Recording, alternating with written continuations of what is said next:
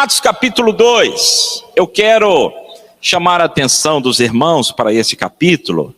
Nós vamos ler do verso 1 até o verso 13, e eu queria que você mantivesse a sua Bíblia aberta, e seus olhos também bem abertos, para a gente meditar nesse texto da palavra do Senhor.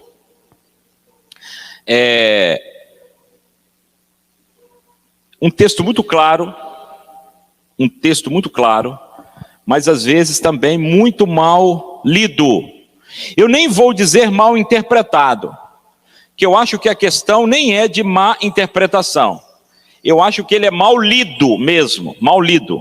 Ou seja, as pessoas não leem com a atenção devida.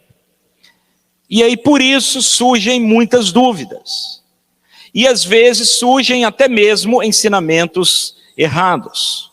Eu estava conversando com um missionário nosso, e ele veio de uma igreja pentecostal, e uma igreja pentecostal muito séria, porque às vezes pode soar como se houvesse alguma discriminação ou algum desdém. Não há desdém nem discriminação nenhuma aos nossos irmãos de igrejas pentecostais.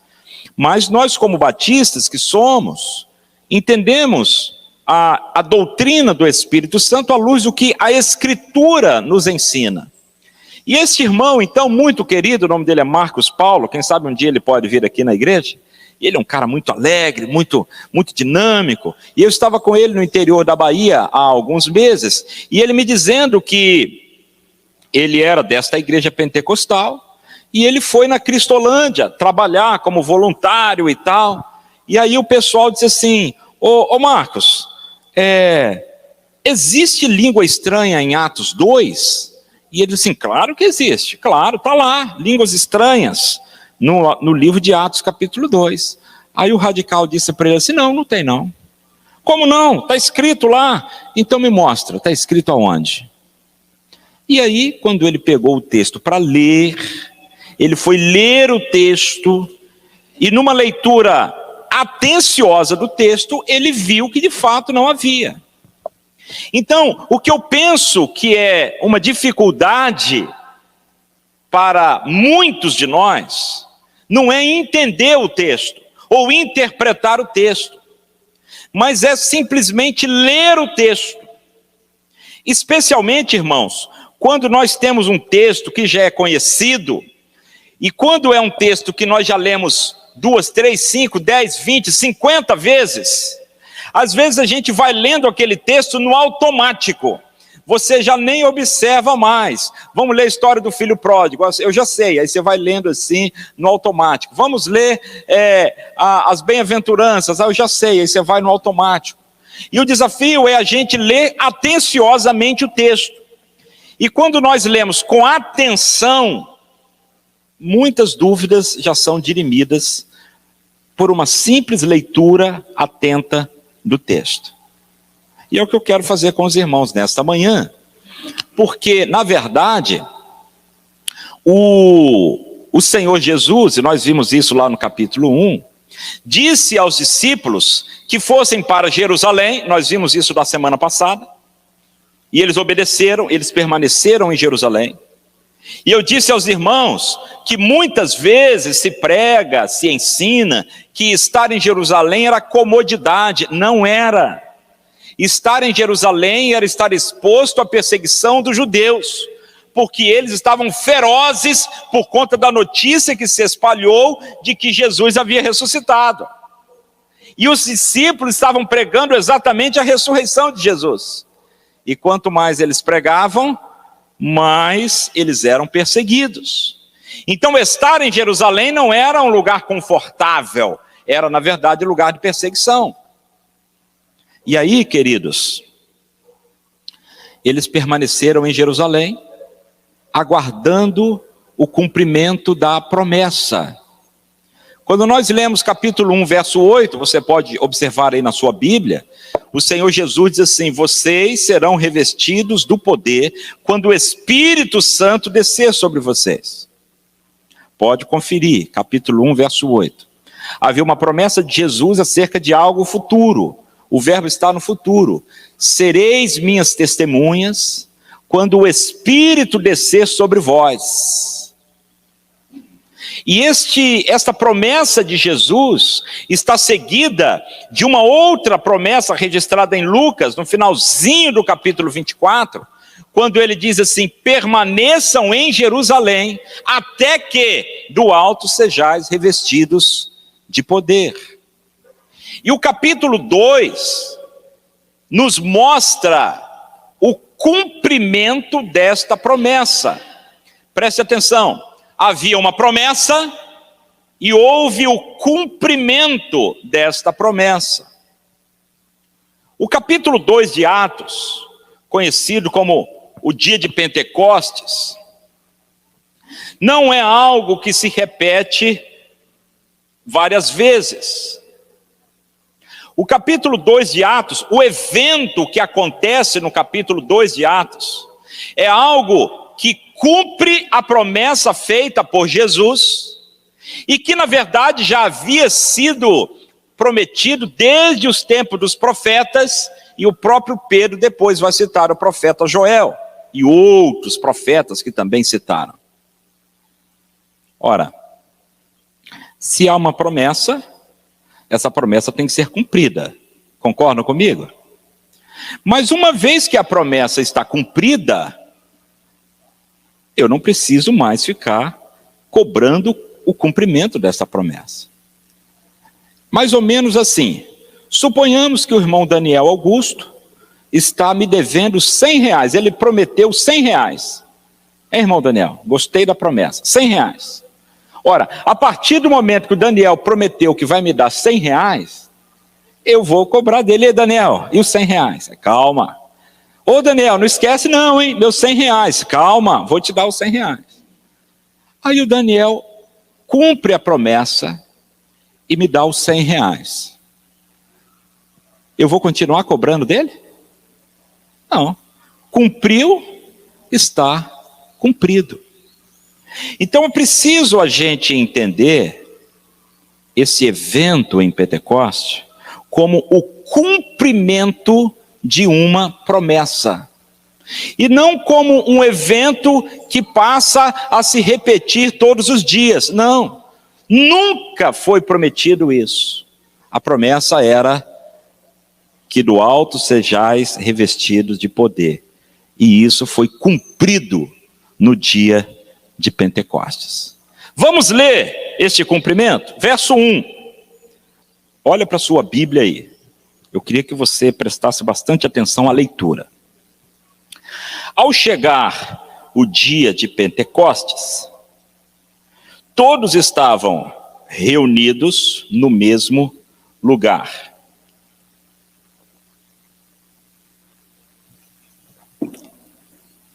Pentecostes era uma festa dos judeus. Era uma festa que acontecia 50 dias depois da Páscoa. Por isso chama Pentecostes, de 50. 50 dias depois da Páscoa. De modo que os judeus iam a Jerusalém todos os anos. Isso era a tradição da religião judaica. Os judeus iam a Jerusalém todos os anos para observar, obedecer a festa de Pentecostes, o dia de Pentecostes. E o texto nos diz então que eles estavam reunidos. Todos estavam reunidos no mesmo lugar. E aqui eu quero começar a fazer algumas perguntas aos irmãos. Todos quem? E em que lugar? Quem eram esses todos que o texto se refere? E que lugar era este que eles estavam reunidos? Para a gente entender bem a leitura, a gente precisa voltar um pouquinho no capítulo 1, quando a gente vê no verso 13, 14 e 15, só para vocês observarem, Quando eles chegaram à cidade de Jerusalém, olha aí na sua Bíblia. Subiram ao aposento superior, onde estavam Pedro, João, Tiago, André, Filipe, Tomé, Bartolomeu, Mateus, Tiago, filho de Alfeu, Simão, o Zelote, Judas, filho de Tiago. E unidos todos se dedicavam à oração, juntamente com as mulheres, Maria, mãe de Jesus, e com os irmãos dele. E naqueles dias estavam reunidas ali cerca de 120 pessoas. Aí Pedro se levantou no meio deles, e aí é uma outra história. Esses cerca de 120 pessoas estavam reunidos em uma casa provavelmente espaçosa, um cenáculo, um salão grande, que nós não sabemos exatamente onde era, mas que era na cidade de Jerusalém. Então, quando o texto diz, todos são esses 120 irmãos reunidos, no mesmo lugar seria este cenáculo, esta casa onde eles habitavam. Então veja os irmãos que eles não estavam em praça pública e nem estavam no templo, eles estavam em uma casa, e o texto vai dizer isso para nós mais uma vez. E de repente, olha o verso 2. De repente veio do céu um som, como de um vento impetuoso, e encheu toda a casa onde estavam sentados. Mais uma vez, eles estavam em casa, eles estavam em uma casa, assentados em casa. E aí eu queria perguntar aos irmãos, vamos lá, verso 2, olha aí o texto. Teve vento? Teve vento? O texto diz que teve vento. Olha o texto aí. O texto diz que teve vento? Não. O que é que o texto está dizendo? Que teve um som. Um som. Teve som? Teve som. E o som forte. Os vizinhos devem ter reclamado, porque o som estava forte, estava alto. E o som era como? Era o som de uma música, de um forró, de um pagode? Que som era esse? Aí o autor Lucas, inspirado pelo Espírito, ele explica como que era o som. Era um som parecido com o som de um vento. E aqui, de propósito, Deus faz essas coisas, porque a palavra espírito na língua grega é a mesma palavra para vento, pneuma. Por isso, um jogo de palavras. Mas o texto não diz que houve vento. É o que o texto está dizendo. Diz que houve um som. E que som era esse? Era o som como de um vento impetuoso. E o que diz ainda o verso 2? E encheu toda a casa onde estavam assentados. O que é que encheu toda a casa? O vento ou o som? O som, não foi o vento, não havia vento. A nova tradução na linguagem de hoje, eu não sei se alguém tem esta tradução aqui. A nova tradução na linguagem de hoje traduz isso de uma forma mais explícita, repetindo o sujeito da frase. Alguém tem a nova tradução? Você tem aí? Está na mão aí? Lê aí, Felipe, bem alto. De repente veio do céu um barulho que parecia um vento soprando muito forte. E esse barulho encheu toda a casa onde estava sentado. A nova tradução na linguagem de hoje, ela repete o sujeito. E este barulho, ele nem usa som.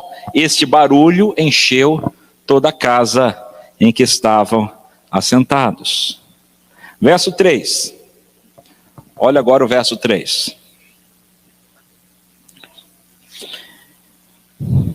E apareceram umas línguas como de fogo, distribuídas entre eles, e sobre cada um pousou uma. Outra pergunta. Havia fogo Havia fogo aí no verso 3. Preste atenção, é no texto. Tem fogo aí? Não. O que tem são umas línguas, umas labaredas, como que de fogo. Ô Felipe, leia por favor, Felipe. Eu acho que a nova tradução da linguagem de hoje também ela simplifica esta tradução para nós.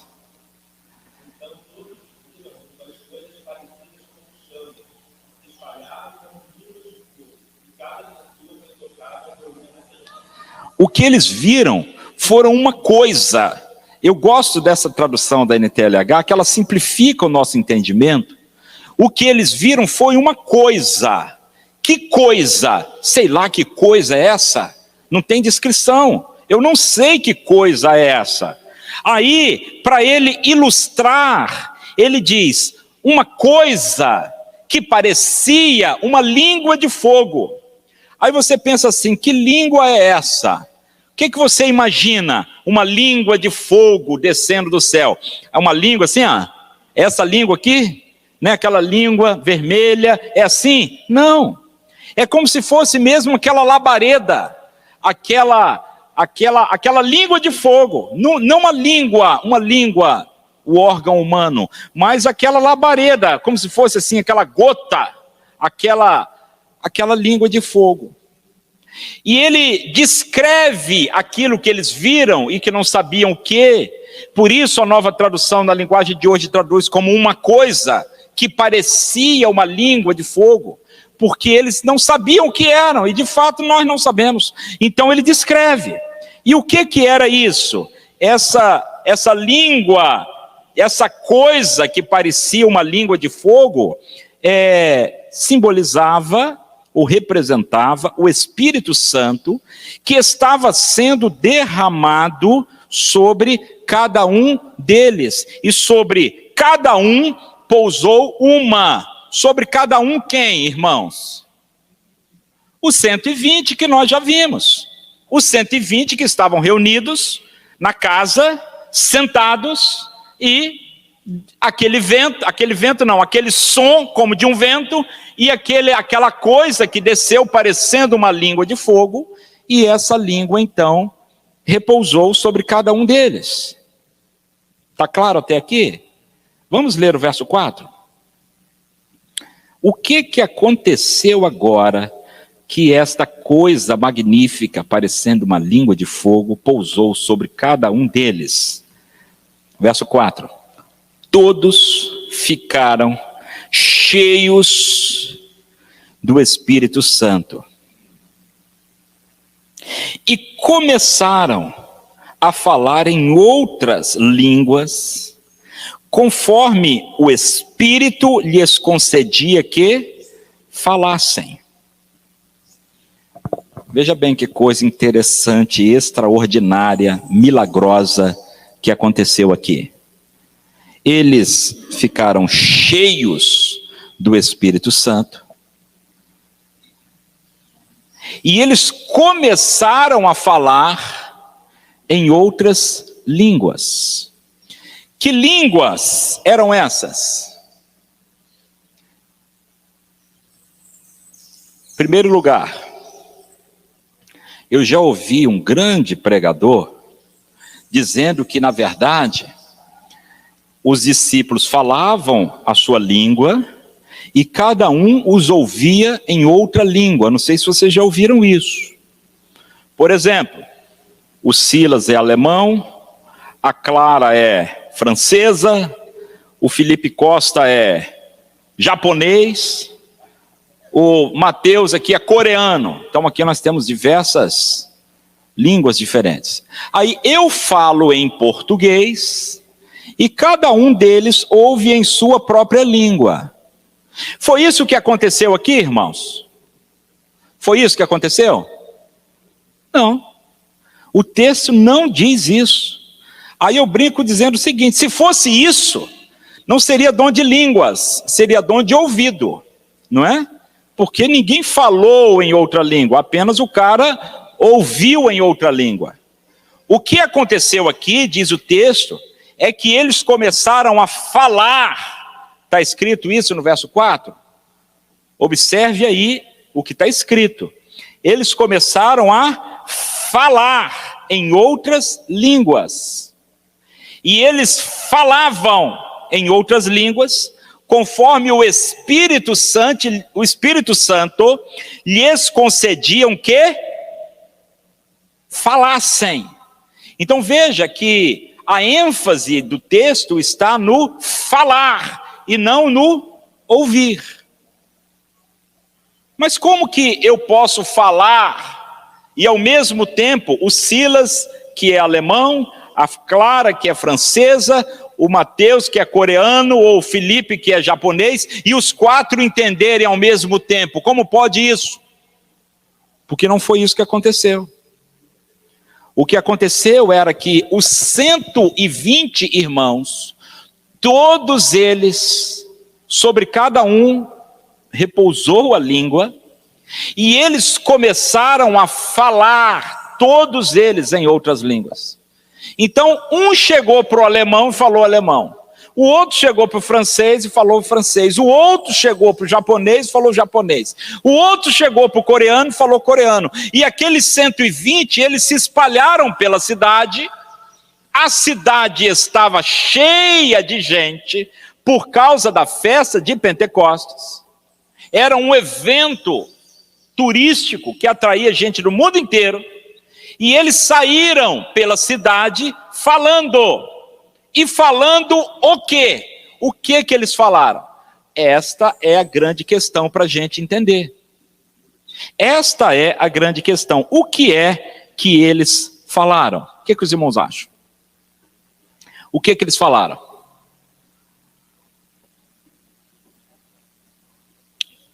Ninguém se arrisca. Eles falaram o que Jesus mandou falar. O que que Jesus mandou que eles falassem? Lá no capítulo 1, verso 8. Sereis minhas testemunhas. Testemunhas da ressurreição de Jesus. E quando eles saíram para falar, eles falaram em outros idiomas. Porque esse é o sentido da palavra línguas aqui, idiomas. Eles falavam em outros idiomas aquilo que Jesus mandou que eles falassem. E as pessoas ouviam falar de Jesus e ficaram apavoradas. Vamos continuar a leitura do texto. Versículo 5. Estavam em Jerusalém judeus piedosos de todas as nações que há debaixo do céu.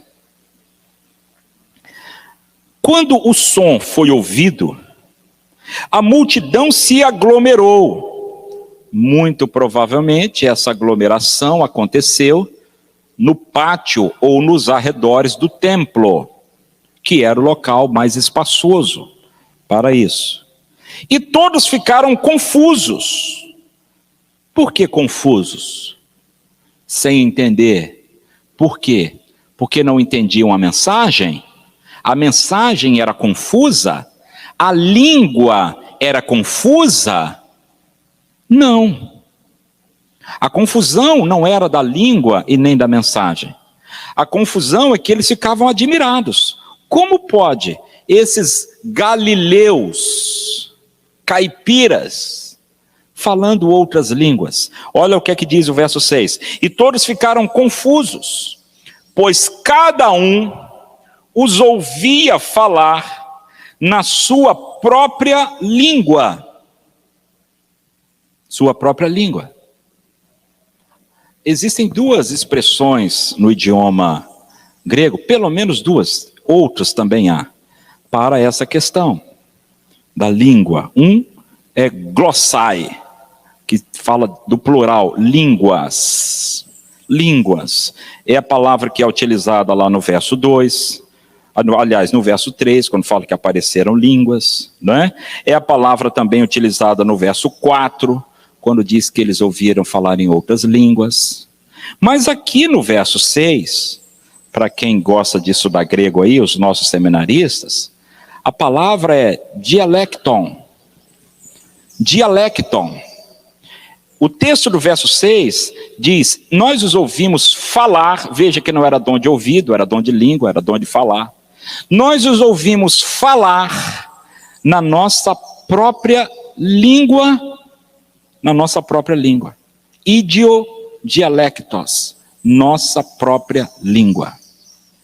Então veja que não era uma língua estática, uma língua sem sentido, uma língua estranha. Não era. Era um dialeto, era um idioma, era uma língua falada e inteligível. Tanto era inteligível que o pessoal entendeu, ouviu e entendeu que aquela língua que eles falaram era a língua era a língua materna do seu país. Tinha língua estranha aqui? Não tinha língua estranha aqui. Verso 7, eles ficaram perplexos e admirados. Por que é que eles ficaram perplexos e admirados? Olha o verso 7. Por que é que eles ficaram perplexos e admirados? É porque eles não entenderam a língua? Não, ao contrário. Eles ficaram perplexos e admirados porque eles entenderam. Mas eles ficaram pensando assim: como pode? Olha o verso 7. Por acaso, esse que estão falando, não são todos galileus?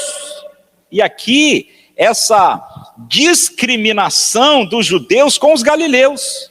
Esses caipiras lá da Galileia, esse povo rude, esse povo bruto, esse povo ignorante, como é que esse povo está falando, usando a ilustração aqui, como é que esse povo aprendeu a falar japonês? Como é que esse povo aprendeu a falar alemão? Como é que esse povo aprendeu a falar coreano, francês? Como é que pode? Quem ensinou essa língua para esse povo? Por causa disso, o espanto e a admiração deles. Verso 8. Como então cada um de nós ouve falar em nossa língua materna? De novo, no verso 8, a palavra língua é dialecton, dialeto, idioma. E a língua materna, ou seja, aquela língua até com sotaque, lá do Recife, irmã Zara, até com sotaque do Recife, ou até com sotaque Jojo, lá de Cabo Verde. Jojo é Cabo Verde? Do Congo. Já pensou? Eles ouviam falar a língua tão bem falada, com o sotaque do nativo. Se fosse o mineiro, assim, uai, né? Se fosse o baiano, ia dizer como, Thales? Oxente, né? Alguma coisa assim. Se fosse o gaúcho, ia dizer barbaridade. Eles falaram a língua de uma forma tão límpida, tão transparente, que as pessoas ficaram admiradas. Gente, esse Daniel aqui, ó, nascido aqui, ó, São Gonçalo, Barreto, como é que esse cara aprendeu a falar japonês desse jeito assim, da noite para o dia? Como é que pode? Eles ficaram perplexos, admirados. Versículo 9. A gente vai ter agora a relação das nacionalidades que estavam presentes ali. Partos, medos, elamitas, habitantes da Mesopotâmia, da Judéia, da Capadócia, do Ponto, da Ásia, da Frígia, da Panfilha, do Egito, das regiões da Líbia próximas a Cirene, romanos aqui residentes, tanto judeus quanto convertidos ao judaísmo, cretenses, árabes. Verso 11. Todos nós os ouvimos falar das grandezas de Deus em nossa própria língua. Eles ouviram e entenderam que lhes falava das grandezas de Deus em sua própria língua. E perplexos, verso 12, e pasmos, todos diziam uns aos outros: O que isso quer dizer? Como assim? Que sinal é este?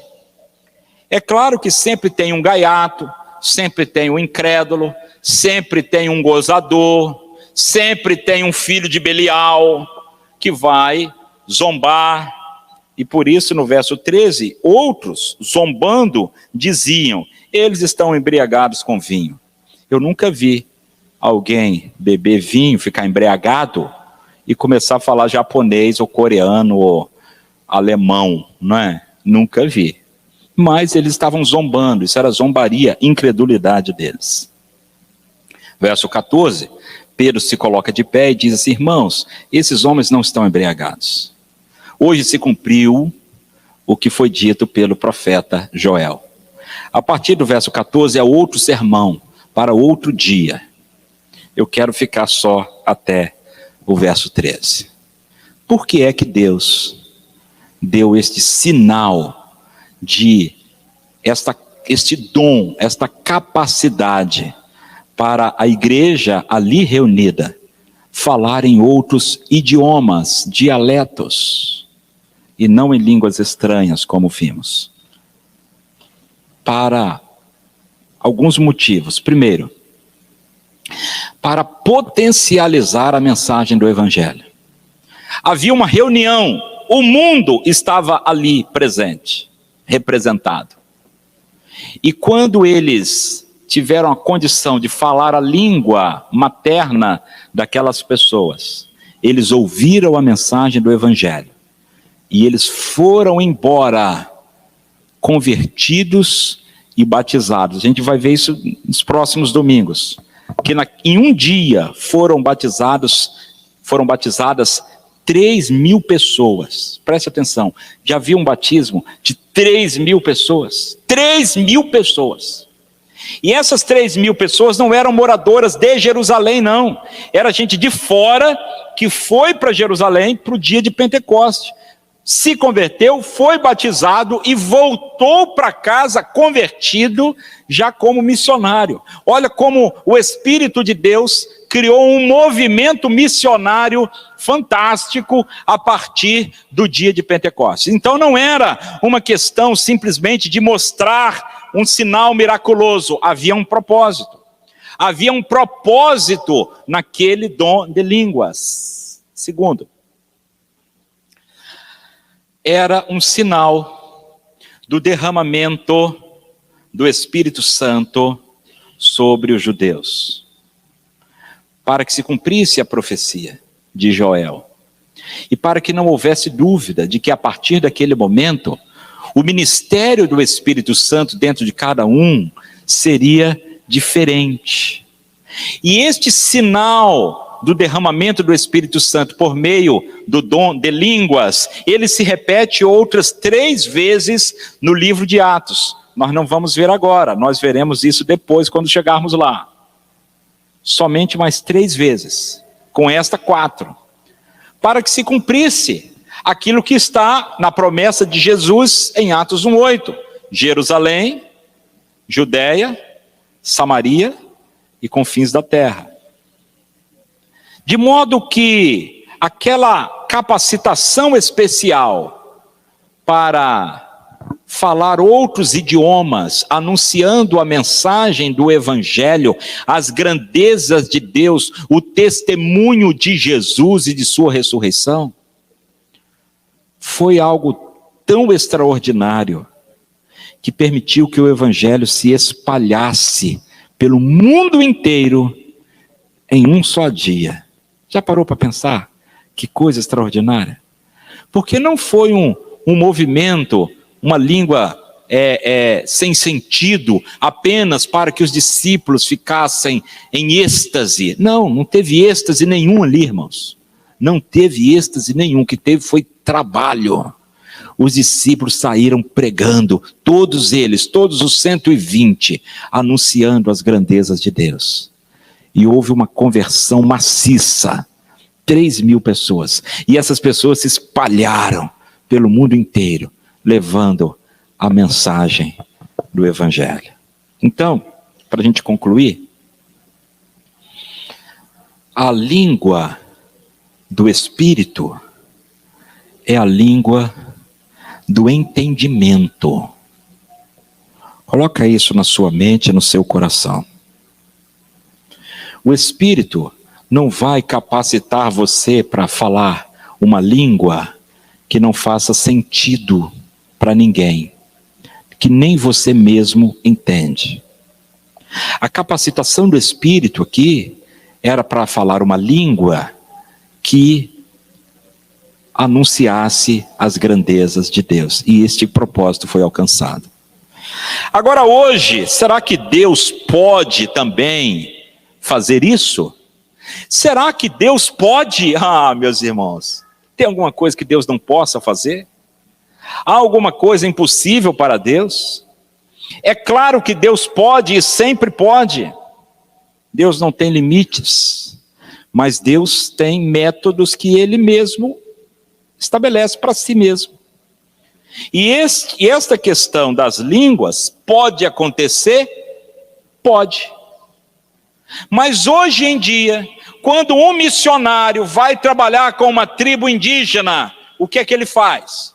Opção A, ele fica buscando o dom de língua 1 mês, 2 meses, 5 meses, 1 ano, até ele aprender aquela língua por um dom de línguas, e ele vai pregar na tribo indígena. Opção B, ele vai estudar a língua, ralar, estudar, aprender aquela língua para poder se comunicar com os índios. Como é que Deus faz hoje? Qual o método usual missionário de Deus hoje? Opção A, opção B? Opção B. Mas e Deus não pode fazer? Claro que pode. Se Ele quiser, em determinado momento, usar de uma forma sobrenatural, Ele vai usar. Não podemos limitar Deus. Mas o método usual de Deus é o seguinte: você quer pregar no Japão? Aprenda a falar japonês, entre no cursinho de japonês. Você pode até pedir a Deus uma capacitação, uma unção, uma direção para você aprender mais rápido, não é? Mas tem que ralar, tem que estudar, porque isso aqui foi um evento único. Isso aqui foi um evento único. Segunda coisa que eu quero aplicar para nós: se eu não sei falar japonês, nem alemão, nem coreano, nem francês, nem inglês, nem xerente, nem Yanomami. Uma vez eu fui numa tribo Yanomami, e aí eu estava conversando com os Yanomami, mostrando uma figura. Eles riam de mim, irmãos, riam. Eu me sentia um palhaço, porque eu tentava me comunicar com eles, e eles não entendiam nada. E eu falei assim: Senhor, me dá o dom de línguas. Não deu não. E outro missionário que está lá há 30 e tantos anos, ralando, estudando, aí ele veio me interpretar. Aí pronto, facilitou a minha vida. Mas eu sei falar português. E você sabe falar português. E nós fala bem. Nós fala certo. A gente sabe falar o português. Então, use a sua língua